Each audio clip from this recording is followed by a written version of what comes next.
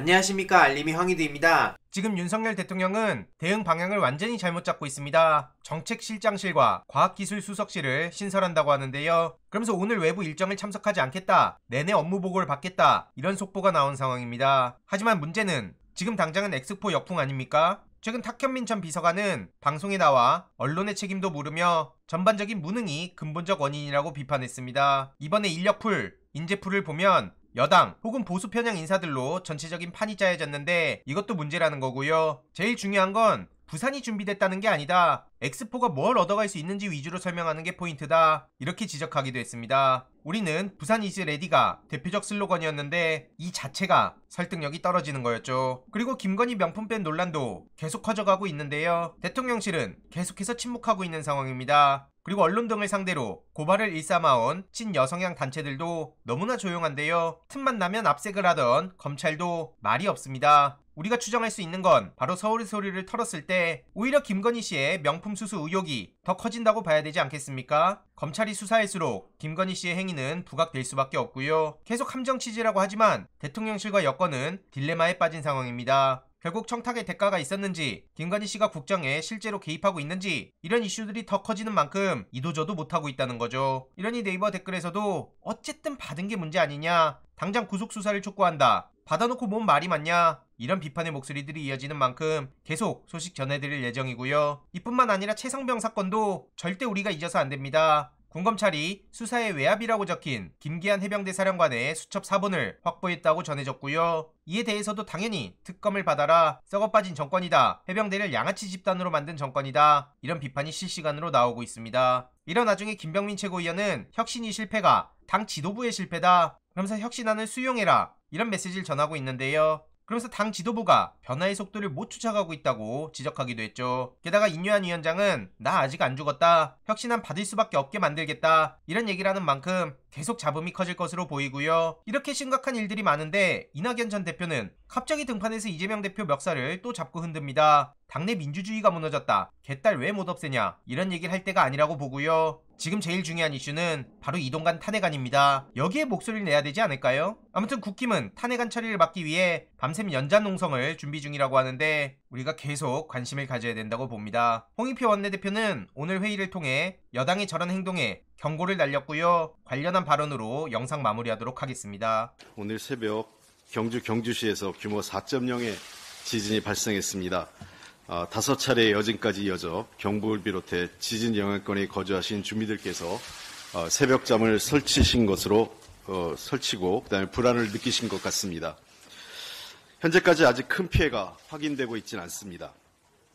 그러나 지진은 이제 더 이상 다른 나라 이야기가 아닙니다. 올해 한반도와 주변 해역에서 규모 2.0 이상 지진이 99회나 발생해 디지털 지진계로 관측을 시작한 1999년 이래 역대 최다 횟수를 기록하고 있습니다. 정부는 경주 지역의 원전 등 주요 시설의 운영을 면밀히 관찰하고 미처 살피지 못한 피해가 없는지 철저히 모니터링해 주시기 바랍니다.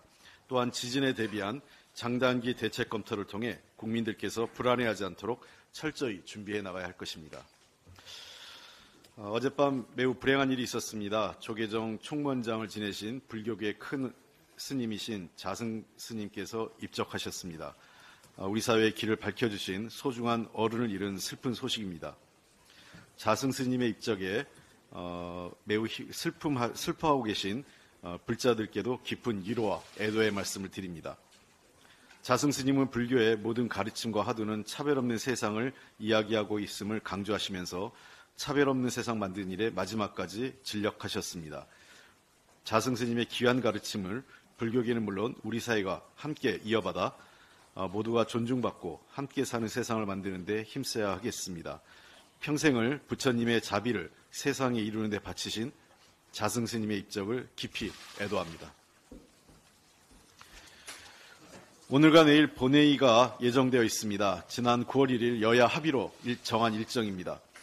애초부터 예산안 처리를 전제한 본회의 일정은 합의문 조항에 없습니다. 그럼에도 국민의힘이 수백 건의 민생 법안을 볼모로 잡고 국회를 멈춰 세우려 합니다. 국민의힘 내부에서도 본회의를 막기 위해 국회의장실이나 의장 공간 점거 등의 초강경 대응 방안까지 거론되는 것으로 알고 있습니다. 다시 한번 말씀드립니다. 국회 선진화법 위반 행태에 대해 강력하게 경고합니다. 국회 선진화법 위반은 정치적 타협의 대상이 아닙니다. 이건 형사처벌 대상입니다. 이미 지난 2020년 20대 국회에서도 그로 인해서 형사처벌받은 국민의힘 선배 의원님들이 계실 겁니다. 참고해 주시기 바랍니다. 민주당은 불법적인 헌정질서 파괴 행위에 대해 좌시하지 않을 것입니다.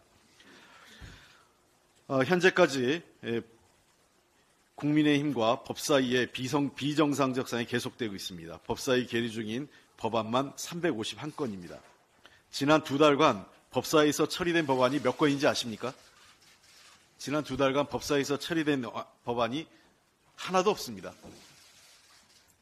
이게 어떻게 정상적인 상임이라고 할 수 있겠습니까? 국민의힘이 법사위를 소수당의 이해관계를 관철하기 위한 도구로 활용하는 것은 어느 정도는 이해하겠지만 합의 처리된 법안까지, 쟁점된 법안이 아니라 합의 처리된 법안까지 자신들의 정쟁을 위해서 법사위를 활용하는 것은 도저히 용서할 수가 없습니다.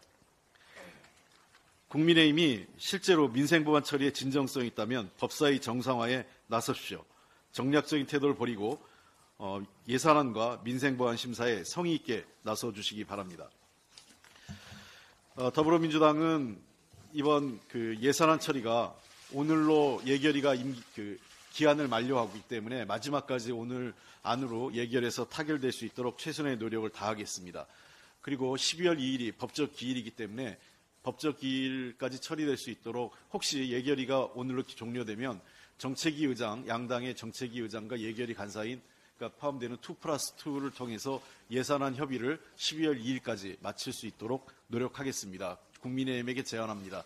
예산안과 관련된 2+2를 해서 이번 2일까지 마무리가 되면 언제든지 본회의를 열어서 예산안을 통과시키도록 하겠습니다.